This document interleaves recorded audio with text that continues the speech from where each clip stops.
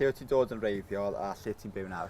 O fi wedi dod o Bargoed. Oedd fi yna tan oedd fi'n 12 mlwydd oed, yn chwarae pêl-droed yna hefyd. A nawr fi'n byw yn Cirencester sydd yn Lloegr. Disgrifio dy hun mewn 3 gair. Ddoniol, gweithgar a loyal. Beth ti'n neud i ymlacio? Darllen, gwrando i audiobooks, gwylio pethau o Netflix, be bynnag.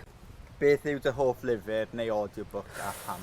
Ar y foment dwi'n darllen 11 Rings gan Phil Jackson, mae hwnna'n really dda.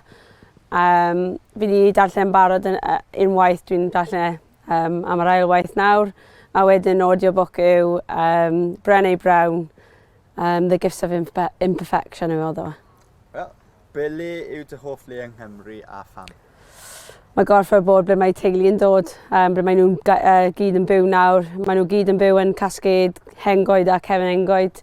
2 milltir oddi wrth ei gilydd, dwi'n meddwl. A mae nhw wastad i byw na, so pan mae gen i amser i mynd gatre, dwi'n mynd syth yna. Beth yw dy hoff pryd bwyd? Dwi'n hoffi pancakes, dwi'n meddwl. Ond, pancakes, tym bach yn y tela, neu bisgoff, a wedyn banana ar top. Neswan. Pwy ti'n edmygu yn y byd chwaraeon a pham? Dwi'n goffa mynd probably gyda Ronaldo.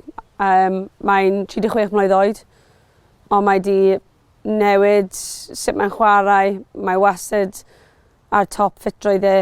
Mae pob amser yn gweithio'n galed hefyd, so iddi fi, Ronaldo.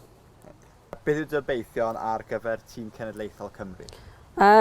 Gobeithio mynd i cwpan y byd neu mynd i'r Euros. Dwi'n meddwl bod y tîm yma gallu mynd ar top a bod ar stage yn y byd, dwi'n meddwl, ac ystadlu gyda'r tîmau gorau yn y byd.